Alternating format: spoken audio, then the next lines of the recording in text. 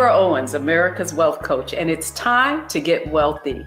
You're going to learn exactly what you need to do to finally achieve the level of financial success you desire and you deserve.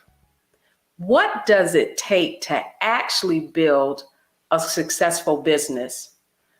Black businesses are starting businesses at one of the fastest rates ever. However, if you look at the statistics, what you'll find is that many of those businesses are only making an average of $45,000 in revenues a year and are solo owned. So what does it take to really scale a business, make it viable, and actually have a team? Well, here's what you may not know about what it takes to start a successful business. And the truth is that getting financing when you don't have revenues from a traditional bank is difficult. In addition to that, most businesses get funded by family and friends. So what do you do if you don't have any friends with deep pockets? However, one of the alternative ways to actually get capital for your business is something called crowdfunding. And that's exactly where we're going to start today with our conversation with our guest today. Both her and her husband started a business initially from their kitchen table. It was a do-it-yourself hair care kit.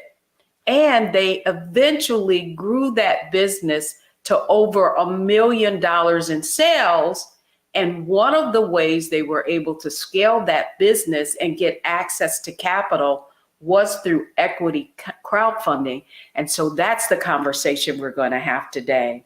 So I want to welcome one of those co-founders of Listener Brands, also known from her product Curl Mix, Kim Lewis, to Get Wealthy today. Welcome to Get Wealthy, Kim.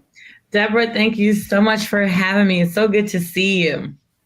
Well, it's good to see you because I can remember us on the hunt for capital to build our business many years ago. And now to see the level of success that you've been able to achieve, it's so inspiring. And I wanted to have this conversation with you because I believe it's going to inspire our audience as well.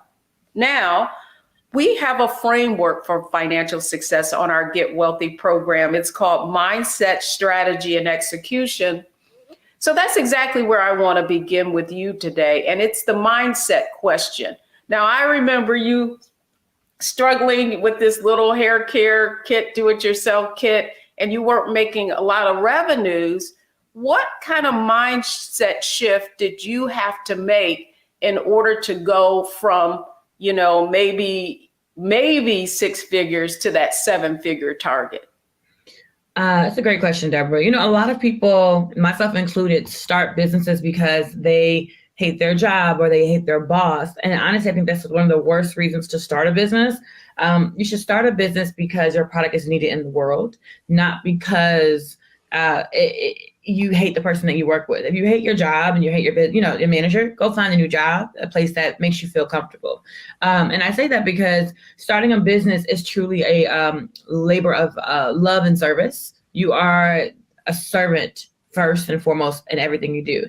And originally when I started the do-it-yourself box, it was because I wanted to see, a DIY kit in the market because it would have helped me when I was going to Whole Foods, spending hundreds of dollars on raw materials, coming home, watching YouTube videos, making something and not liking it. And feeling like I waste hundreds of dollars. And this box would have helped me save money. However, my customer was still buying products, at the store every day or online or still buying ready-made products. And this was just kind of novelty and not necessity for her. And when I realized that, I was like, I need to make things that people want to see in the market and that they're willing to pay for, not things that I necessarily want to see in the market. And that shift helped me be open to feedback from my customers, to want to hear what they had to say, to, be bold enough to have a Facebook group where I can read their opinions about my brand every single day. And that mindset shift, I think, really propelled us to that first $1 million year. But making things that only I wanted to see in the market kind of kept us at the low six figures. So just because it's something that you like doesn't mean it's something that the world is going to like. And so you gave us a sense of sort of where the idea from the business for the business came from, and that was your own needs. And typically that's, the problem we're trying to solve is something that we're experiencing ourselves. But you said something really interesting there, and it was about listening to your customers. So, for our audience, what did that mean for you to actually identify, okay, they may not want this, let me try something else? One of the things we did early on that's free and very cheap for a lot of founders to do, but most people still don't do it even when they have brands making hundreds of millions of dollars, is have a Facebook group for them. After people are, after they purchase, they get added to our list, and then we send them to our Facebook group. And in there, and early on, we maybe only had like a couple hundred people in the group, and we would let them vote on kits that we were launching, or we would get their feedback if they liked something, if they hated something, if they loved something. And we would post polls every week. Oh, what's your favorite oil? What's your favorite butter? Do you do wash and goes? Do you do braid outs? What's your favorite place to watch a movie? All those kinds of things. And then we would respond to them. So after they would vote, we would literally change our business to accommodate that vote if it had enough respondents. So sometimes in that group, we'll get, now we have about, I want to say 16,000 customers in the group. And if a vote has like 500 or 600 people, and I'll give you an example. We have this subscription box within our company called Chromix Fresh. And in Chromix Fresh, we essentially let people, we have a new product every month at one point, and it was like actually 3 to 4 new products every month. And it got to the point where it was too much product for some of our best customers. And we voted and said, hey, you guys, do you want to switch Chromix Fresh to quarterly? And I think it had maybe 600 votes. This was like last summer or last Q4. And they were like, yes, we would love it if Chromix Fresh was quarterly. But they wanted it quarterly at the same price. I was like, I can't do that, but we can make it quarterly. We can make it quarterly. And so overall, it ended up being cheaper for them because it was more expensive than monthly, but it was cheaper than if you had gotten the box all 3 quarters. And those are the kind of changes we make in the business based on their responses in that Facebook group, which is free. And most people, don't have that part. So I do want our audience to understand that your business, like so you shifted from this do-it-yourself kit, and now your company is the product that we're talking about right now is Curl Mix, right? And so just share with our audience what Curl Mix is and what problems those brands solve. So Crowmix is a company where we help you master your curls in 21 days, or our product is free. So what I mean by free, you will get store credit if you don't like it.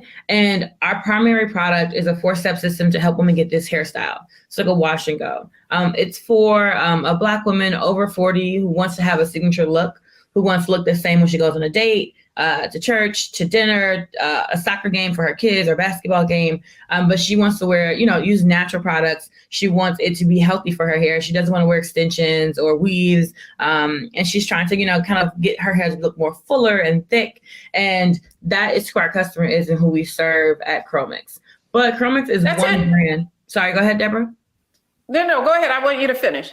But Crowmix is one brand of the conglomerate that we're building. So we're building a direct-to-consumer Procter & Gamble type of business. So Procter & Gamble owns Always Maxi Pads and Old Spice and, deodorant, soaps, toothpaste, all those things. They have hundreds of products, and they're traded on the stock market.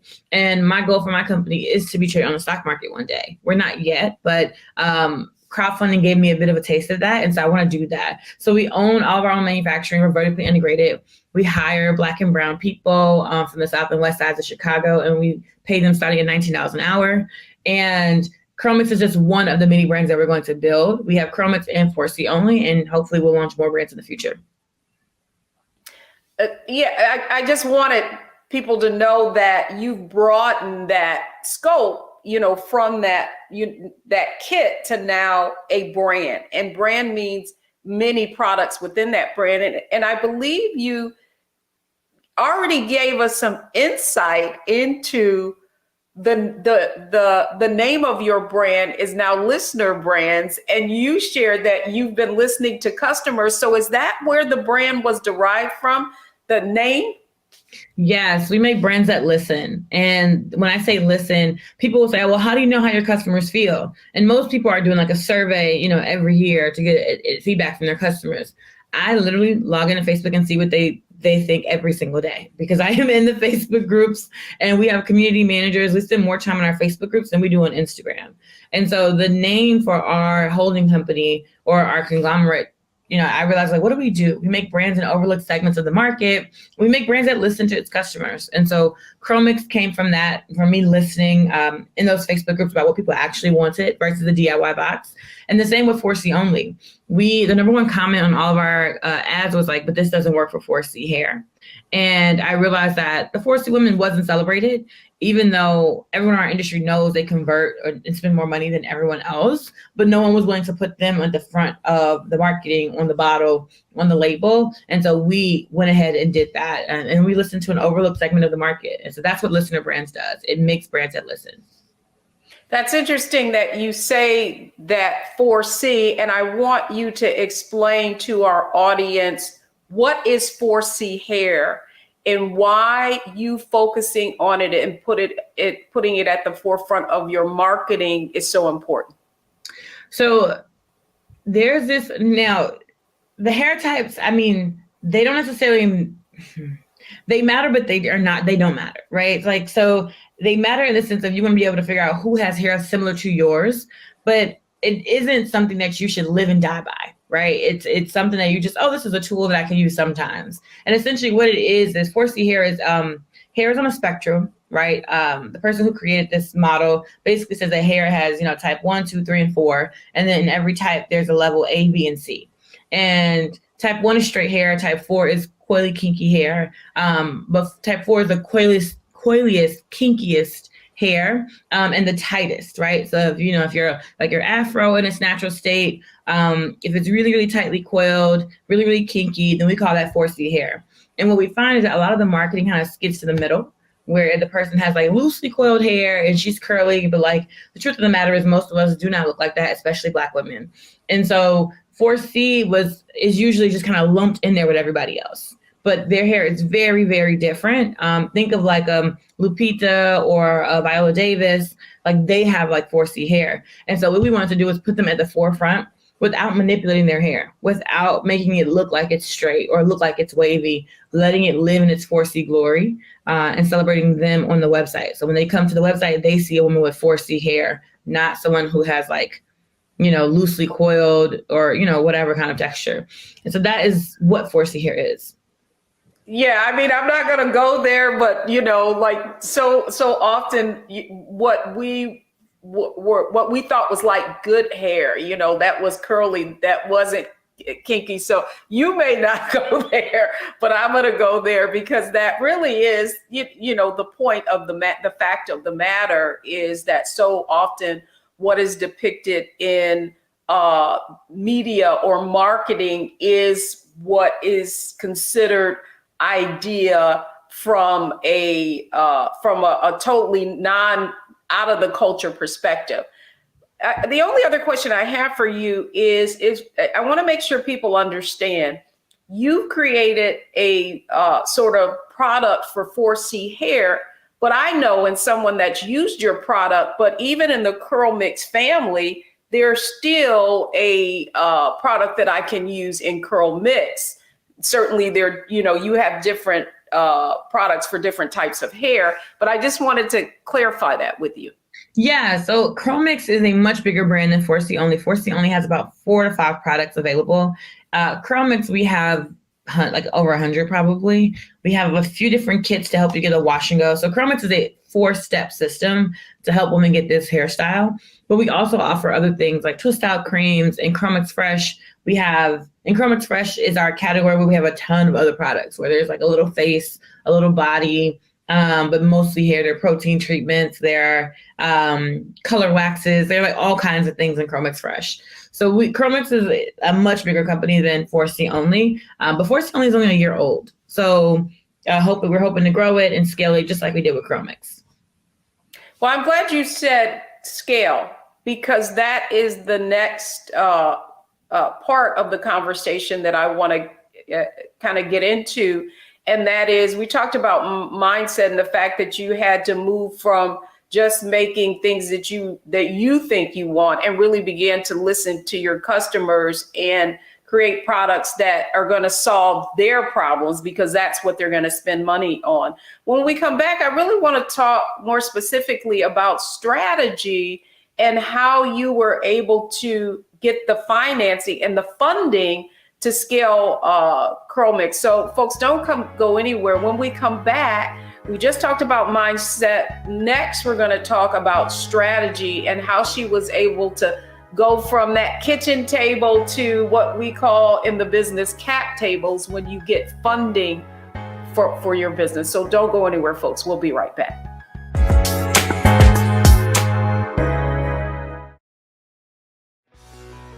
Let's be honest, as successful women, we're crushing it.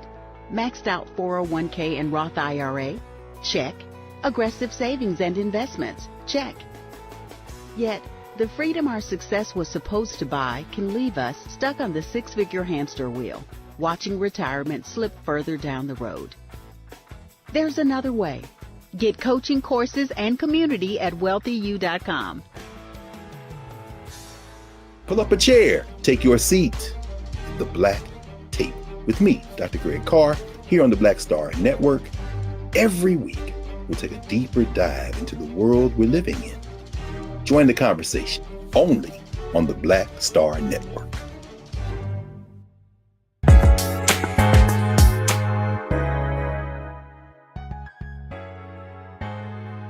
I'm Deborah Owens, America's Wealth Coach, and today we're talking about how to build and scale a successful business. And so often, it's always the money that prevents us from being able to go to the next level. So my conversation today is with Kim Lewis. She is co-founder of Listener Brands. We've been talking about how she took her one product or brand, CurlMix, and grew that to over $1 million in sales. Kim, thank you so much for coming on and kind of sharing your story. Now I want to get to strategy. And I know that it's so, as a business owner myself, we met pitching for dollars. And I want you to share with our audience a little bit about, so you scaled to $1 million. Did that give you the capital to keep scaling, or did you confront any kind of obstacles to prevent that? People always think getting to, 7 figures is the goal as an entrepreneur. And it's a great goal. And when that day that we hit 7 figures for the year, it was like December 31st or something like that, the very last day of the year. And while I was ecstatic, I was still broke. Like we had a bunch of loans. We had a bunch of loans. All my people were contractors. We could not afford me and my husband were sharing $60K annually. And back then, my husband had quit his tech job where he was making multiple 6 figures on his own. So for us to be sharing $60K annually was like not enough, because we had a mortgage that was like a few $1,000s. So we were like, we didn't have much money. And it took me raising my first $1 million in venture capital, or really angel investors, right? Venture is more like institution backed. Angel is more like wealthy individuals. And that money actually gave us the money that we needed to actually scale the business. But when we had made our first $1 million, we didn't have much. So now talk about, because I think that it's important for our audience to know, you go on social media, you hear all of this, you get to 7 figures, but top line and bottom line are two different things, right? Whether or not you're in the black, and just because you have sales doesn't necessarily mean that you have the profits, to, coincide with that. And sometimes you've got to run at a negative. So I know that you and your husband decided to launch an equity crowdfunding campaign. So explain to our audience why you chose to go that route to get more money, and exactly what equity crowdfunding is. Yes. And before I touch on that, Deborah, I'm going to definitely go deep in the equity crowdfunding piece. But I would love for your listeners to just I would love to share with them that we manufacture our own products.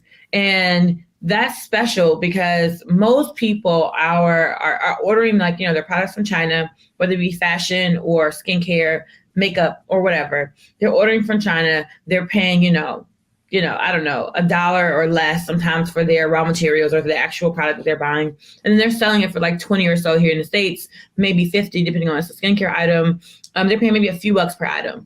And, those jobs are over in China. And, your people, they're not employing people here in the United States. There's nothing wrong with that form of business, right? And this is not me knocking anyone for doing that, because you got to do what you got to do sometimes to get the business off the ground. We decided to make flaxseed gel. Flaxseed gel was our number one selling box as a DIY company. And literally the flax seeds that you might put in a smoothie or that you would use as an egg substitute, when you boil them, it gives you a really gooey gel that helps you get this hairstyle. And when we went to manufacturers to make it, they all told us no. So we went to maybe 3 different manufacturers to get this made, and they all said no. And so we were like, okay, well, we're going to have to make it ourselves. And that basically, I spent maybe all of September when I was 7 months pregnant in my kitchen making 50 different batches of flaxseed gel until I landed on something that people loved. One lady actually flagged me down on Michigan Avenue in Chicago to figure out what was in my hair. And I'm like, man, we're in the street. We could get hit by a car. But she's like, what did you do to your curls? And from then we just decided to manufacture it, and we launched it to our audience. We did pre-orders and sold hundreds in a matter of hours. And I was like, oh my gosh, this is what people want. So that's when we pivoted the business in top of 2018 and did $1 million that year. And then the next year we were on Shark Tank, and then we did about $5 million that year. And as you are building this business, so this is where the equity crowdfunding comes in, right?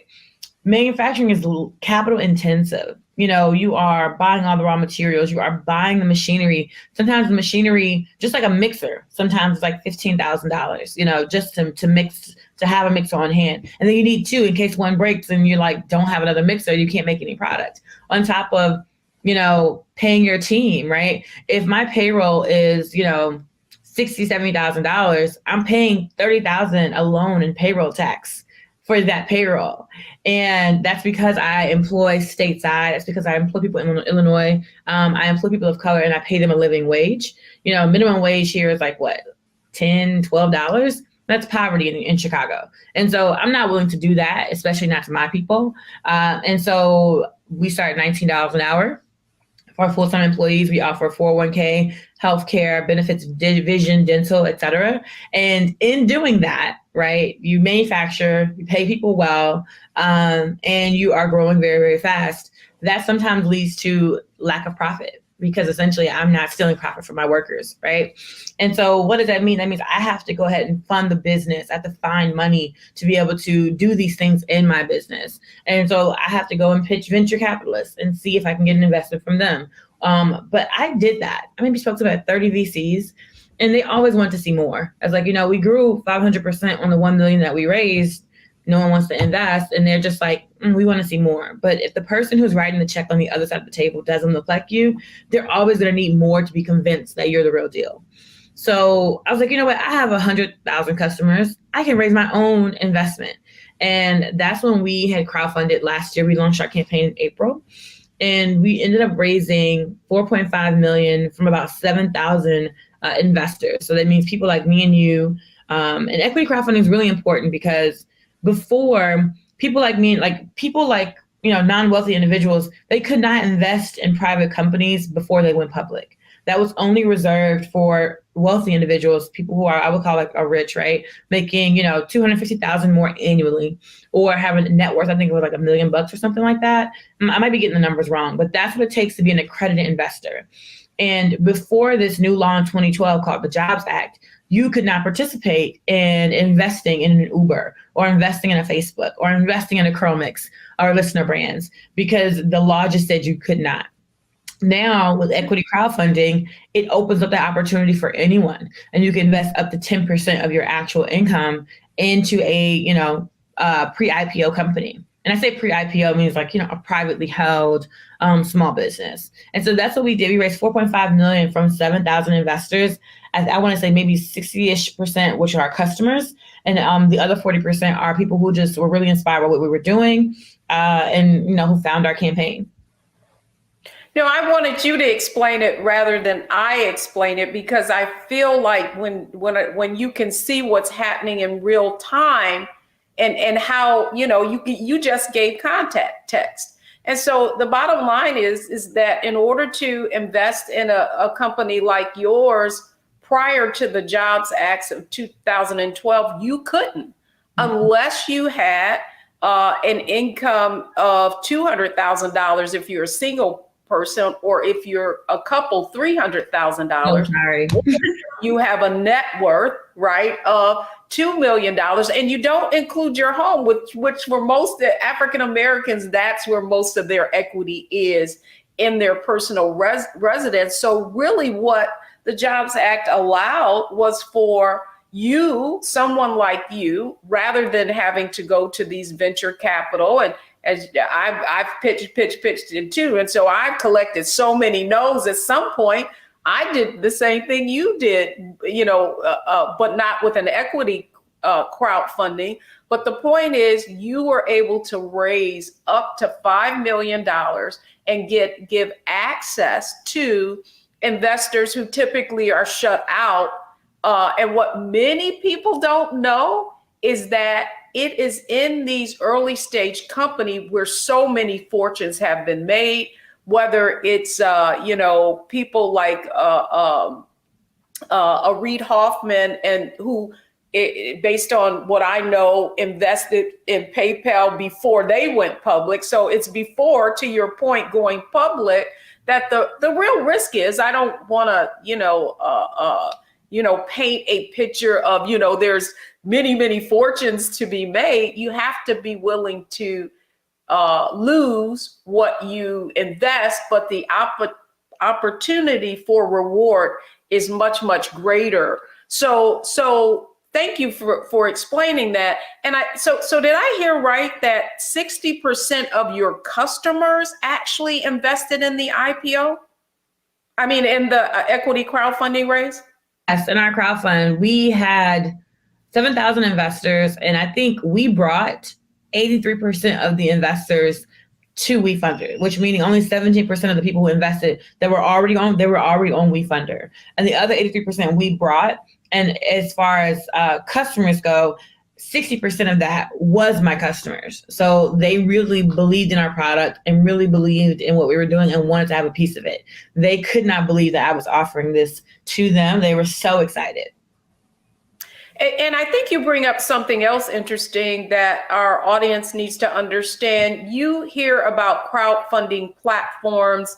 What Kim just mentioned is WeFunder. You may have heard of like a Kickstarter, which really typically is rewards based, where you're giving people some kind of benefit in order to invest in your company, and you're not actually giving them equity. But for many, I think there's sort of like this, what do I want to call it, a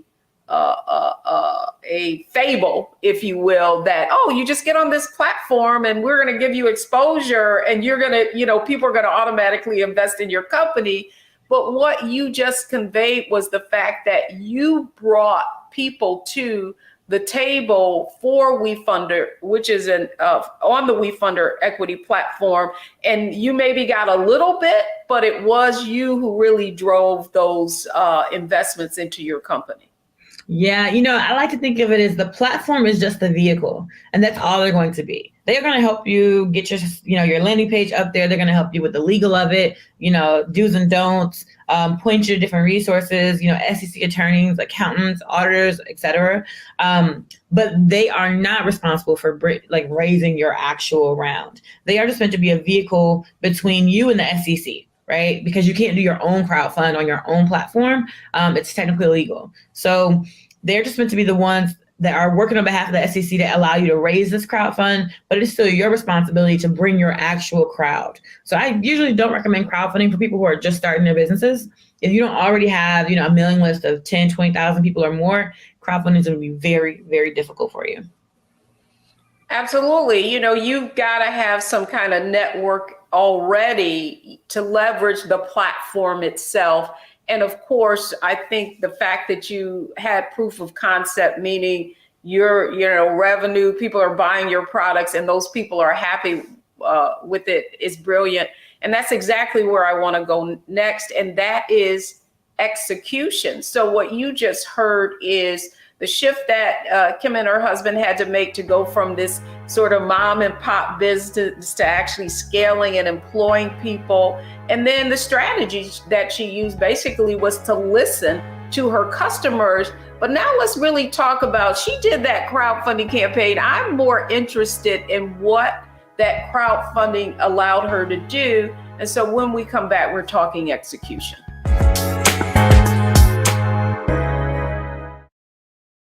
Hi, I'm Dr. Jackie Hood Martin, and I have a question for you. Ever feel as if your life is teetering and the weight and pressure of the world is consistently on your shoulders? Well, let me tell you, living a balanced life isn't easy. Join me each Tuesday on Black Star Network for A Balanced Life with Dr. Jackie.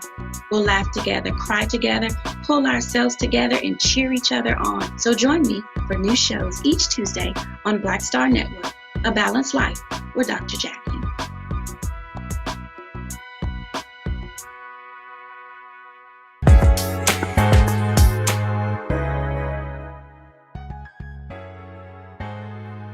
Welcome back, everyone. I hope you're enjoying this conversation with Kim Lewis, co-founder of Listener Brands, with her husband, Tim Lewis, and them really sharing their story, her sharing her story about how they've been able to scale that one little business that started at the kitchen table, if you will, into a multi-million-dollar brand. And we just discussed how they have been able to get the funding to scale. And now, Kim Lewis, welcome back. I mean, this is so fascinating. Just the way you're giving a real insight look at what the grit and the different ways that you've had to kind of, flip the script, change it up in order to be successful. And so now I want to talk a little bit about strategy. Now, you mentioned that you are running your business with more costly, right, to produce your goods, because you're not, what you described was basically white labeling, right? Where someone is basically taking a product and putting their name on it and making it look as if it is a true brand, but it's not something that they actually manufactured. Am I right there? That's what you were describing? Yes. Yes. And so to that end, you talk a little bit about that you're making these products yourself, that, the cost of goods sold, if you will, of manufacturing these products are much higher. So your margin, right, is lower because it's costing you more, or your profit, let me just talk in just basic, terms, is lower because your margins are higher. So because your costs are higher. So I'm really interested in what was your strategy? You did this crowdfunding campaign. You raised almost the maximum that you can in an equity crowdfunding campaign. What's your strategy for the use of that money? So one of it was I knew that this crowdfund was going to be the bridge between my seed and my Series A. So it was going to be the thing that kind of helped propel me. I realized I didn't raise enough money in my seed round. I had $1 million. Tell our audience what a seed round is. So I'd love for you to just walk us through, like, first it's my own money, then I go out and get this, and then I go, what does that path look like? So first I used my own credit cards. I went and saw my own personal debt for our business the first few years. And then shortly after that, I met Arlen from Backstage Capital, and she wrote me a $25K check as our first money in. And I would say that was maybe the beginning. It wasn't my seed round. It's like a pre-seed. It's kind of like, you're not really doing enough revenue to do a seed, but like some people who just really believe in you as a founder want to write you a check. And so Arlen did that. And that $25K actually helped us get to $1 million in revenue. And that $1 million in revenue basically was like it helped get me on Shark Tank, and then also get to my next seed round from Jeff. Stop there, because I left that out, Kim.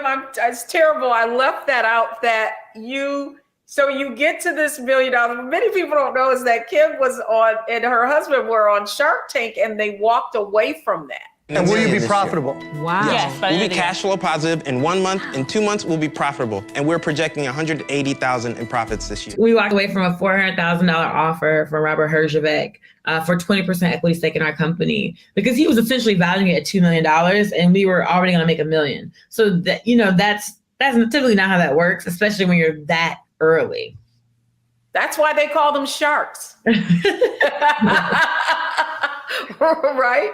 To be able to get something at a lower cost. I'm sorry, I interrupted you, but I know I left that out of the whole conversation. Your husband actually winning $100,000 on Who Wants to Be a Millionaire.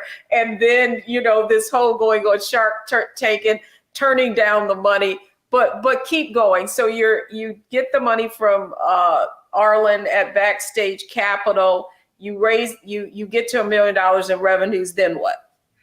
And then after we get to $1 million in revenue, the former CEO of LinkedIn, Jeff Winter, calls me up and says, "Hey, Kim, we want to invest $1 million in your company." I'm like, oh my gosh, this is amazing.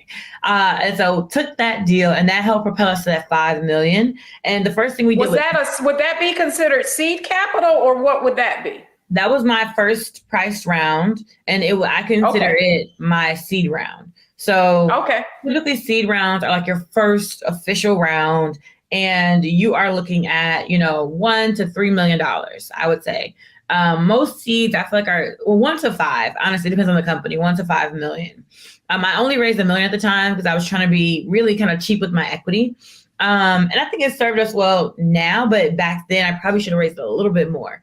So that $1 million, the first thing we did was make our team W-2 employees because everyone was contractors. We didn't have any benefits or anything like that. And then we also invested in some merch and some advertising in our manufacturing. We added like another unit in our building. We bought some materials to be able to produce in larger batches. So we really invested in the business, and that helped us meet the $5 million in demand that we had. And then after that, I went out to fundraise and was just not having an easy time doing it, just for all the doubt, honestly, from the investors. And so I was like, you know what? That's not I spent the half of the year trying to fundraise, and then the pandemic happened, and then we were booming because all of e-commerce was booming during the pandemic. And then the following year I tried to fundraise again, and it was just more of like a nope. And so I was like, you know what? I'll crowdfund. And at that time, 2 or 3 months before I decided to crowdfund, it was like January, I want to say, in March, the actual law was changing on March 15th to be allow you to raise up to $5 million in equity crowdfunding via regulation crowdfunding. And so this to me is a bridge between my Series A and my seed. Series A is kind of like you're like a super official company. Seed, some people still fail after their seed rounds of financing. So you could raise $1 million, $2, $3 million in your seed and like go belly up as a company if you don't figure out how to actually make money. Series A, you usually have some solid revenues as a company, and you're usually bringing in an institutional investor. So someone who has, $200 million, $300 million on their books to invest in companies, and they are going to send you through an audit, way more diligence. They're going to ask you for all your files. They want to know who's on your team. It's a much more serious round. And so that's what I'm going after in my next level of fundraising. But this crowdfund was really the more I should have raised for my seed, and then just a little bit to hold me over. So what we use that money for, we use that money to clear off any debts that we had. We use that money to figure out, to bring, ads in-house to, what else do we use that money for? I mean, inflation is real and it's benefiting us now. We know firsthand. We used to buy a drum of grapeseed oil for $4,000. Now a drum is basically 55 gallons. A drum of grapeseed oil now might be like $8,000. Like literally raw materials have doubled in cost for us as a business. And had we not crowdfunded, I don't know what would have happened because the inflation is a real thing. Labor shortages are real, even for people who pay well. There have been people who have come in and was like, they just walk off the job, like literally just walk off. Like, and that has happened to me, Deborah, more than 5 times. And we're not like horrible people to work with. I promise you, the person is just they're just like, this is just, I don't want to do this. And they just like walk off. Trust me, I know that. I know the feeling. They're all excited and, oh my gosh, this is amazing. I love what you're doing. And then like a week later, it's like, wow, this is a lot, right? Yes. If you're going to grow the business. No, I mean, this is just, I think what you're saying is what people need to understand is when you crowdfund, when you're going for additional funds in your business, it is an investment. And so your point is that you took that money and you invested it in the business so that then it could produce more and it could deliver more to your customer base. And, fascinating, just watching you. And, I've been able to watch you from the time we met when you had your little sample bottles to now. And so now you're saying you're preparing for to go after that other money. However, when we come back, I want to go to our Analyze, Optimize, Maximize segment. And Kim, in this next segment, I really want you to share with our audience, if you knew then when I met you, what you have learned from your experience, what would you tell other entrepreneurs who maybe they are in that, very, very early stage where they're trying to figure out how to scale? What would you tell them? So when we come back, it's our Analyze, Optimize, Maximize segment. How can you learn from Kim's experience to accelerate your own business?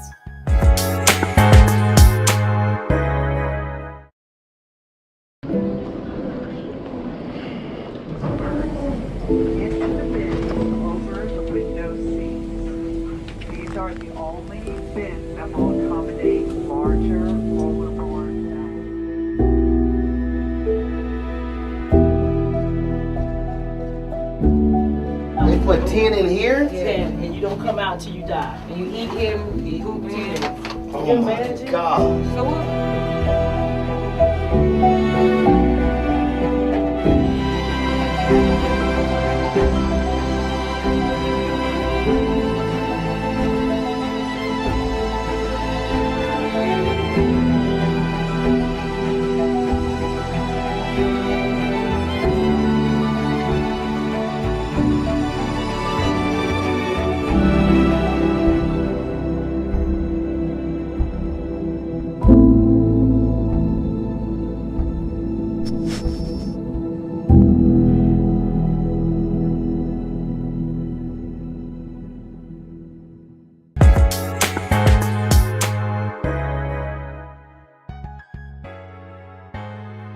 I'm Deborah Owens, America's Wealth Coach, and I hope you've been enjoying this conversation. Tim and Kim Lewis, the founders of Listener Brands, were able to start a business from an idea, but certainly what we've learned is the importance of really listening to what your customers want and then giving it to them. That certainly has been the secret of success. They've raised almost $5 million in equity crowdfunding and their businesses and expanded their brands.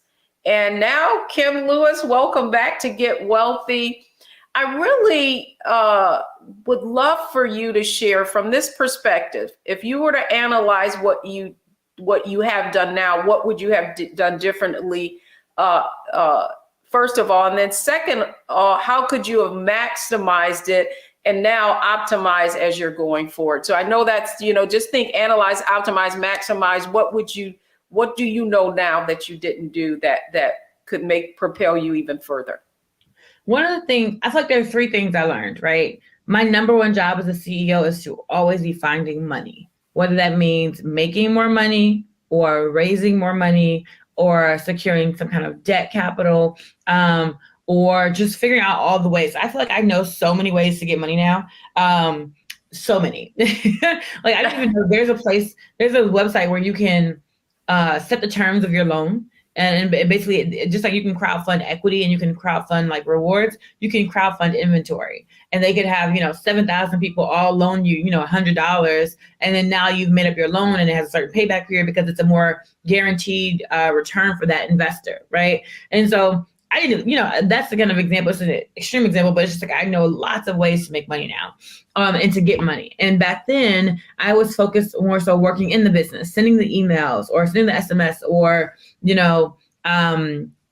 making the product, just doing all the things in the business. But when you're so focused as an entrepreneur on doing things in the business and you're not thinking ahead, you're not planning for your team, you're not being a visionary and going out and getting money and meeting new people that will take your business to the next level, you are slowing your company down. It doesn't feel like it because we feel like, well, I'm working the hardest than anybody else. And the easy thing for us to do as entrepreneurs is to work and to do, because that is what comes naturally to us. The hard thing for us to do is to set a process up or a system in place, give it to our team and step away and let them be responsible for the result, because we don't want them to fail. So we would rather do it ourselves. But in doing that, you're missing the opportunity to go to this networking event and meet this billionaire. You're missing the opportunity to go pitch for Shark Tank. You're missing the opportunity to be a Who Wants to Be a Millionaire. You're missing the opportunity to find out that there's a foundation willing to give you a loan, you know what I mean, for millions of dollars, because you're not being the founder that you need to be to grow your company. So the first thing, my number one job is to get capital. My number two job is to hire great leaders who can then help you build your team so that you can, again, not be in the business, but working on the business. One of the mistakes I made early on was just hiring people because they were available and I deeply needed help. And I was like, oh, you want to work here? You're excited? You're going to do blah, blah, blah. Great. Like, let's get you in tomorrow. And like, that was the worst mistake you can make. If you don't have an onboarding plan for them, if you don't have their like tasks and deliverables the day they come in so they know what they're doing and they feel, indoctrinated in the culture. Because I mean, there's people I've hired and I was just like, oh, how did I like make that mistake? And so now I'm really good at hiring, but that's one of the things that comes with experience, right? Like you're good at it once you people say the thing in the interview that you're like, oh, that's a sign. Definitely should not hire them. In the beginning, though, you hire any and everybody because you just need help. So first thing, get capital. That's my number job. Second thing, hire great people. Third thing, put in great systems. Those are my only three jobs, and I should not be doing anything else. That means I should not be posting on Instagram. I should not be sending emails. I should not be DMing people, back and forth with, customers in the DMs. I should not be commenting on all the, ads on Facebook. I should not be, and most people were like, oh my gosh, like she's talking to me. I'm only saying this because that was Well, what you really described is the shift from entrepreneur, right, to business owner to CEO. That you literally had to become someone different in order to scale to the level that you have. And the one thing I want to say for you is full disclosure. I definitely invested in your equity your crowdfunding raise, and so did many of the members in our Wealthy You. You and Tim are such an inspiration. Just to see the level of complexity, right? Going from this one little thing to everything that you have been able to accomplish. And I just have to say personally how excited I am. And I can't wait to see what's next for you. So you say, I think I heard a little eventually an IPO in the future for you. I would love that, Deborah. I just, it's funny. I would love to IPO. There's only one Black woman who's ever done it, Kathy Hughes, and she was technically the chairman of the board. So technically, there's been no Black female CEO to take a company public, which is bonkers. But when you don't know, but you think about the fact that women get less than 3% of venture capital, Black women get less than 1%, and then that makes it's more understandable how there hasn't been a Black woman CEO to take a company public. I want to do it for my shareholders, for my people, for the culture, for my community. But I do know that going public is going to cost you a good, 15 million, probably at least, and then a few million a year in additional capital just to maintain the team that you need to go public, the accounting, the SEC director, all of the director that communicates with the SEC. internal communications, all the inventory management systems. It's just so much that's involved. And that's why I want to raise my Series A for $20 million. I'm looking for a partner right now that would do that deal with me and that has an expertise in consumer products, is excited about us being direct to consumer until we hit 50 million and wants to kind of ride off into the sunset with us. And I'm honestly thinking about crowdfunding too, though, Deborah, because I feel like if I'm going to make somebody rich, like it should be my people. So that is what I'm working on. No, I mean, and you bring up the fact is, and that this is what I want the audience to know, is in the work we do in Wealthy You, the people with the most assets literally participated in some type of liquidity event. And so that liquidity event is when you are in very early stage. You invested in the early stage seed round where you have taken the greatest risk. And then that company goes public.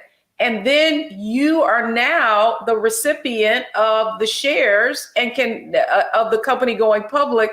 And now you can have a liquidity event and that's how you get wealthy. Kim, thanks so much for coming on Get Wealthy for this opportunity.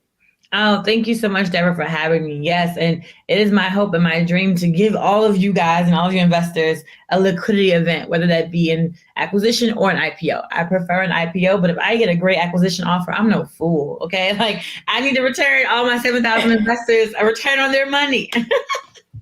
Yeah, let me just explain to you what that is. She could either go public or some amazing company can say, you know what, we just want to buy you. And so that also is a liquidity event, and they have to pay off those early stage investors. So Kim Lewis, co-founder of Listener Brands, thank you so much for coming on Get Wealthy. And please give Tim Lewis, the other half, our regards. Will do. Thank you so much for having me, Deborah. Have a beautiful day.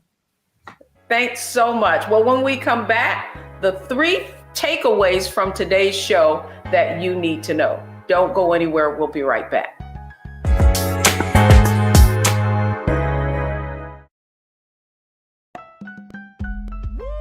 We're all impacted by the culture, whether we know it or not. From politics to music and entertainment, it's a huge part of our lives, and we're going to talk about it every day right here on The Culture with me, Faraji Muhammad, only on the Black Star Network.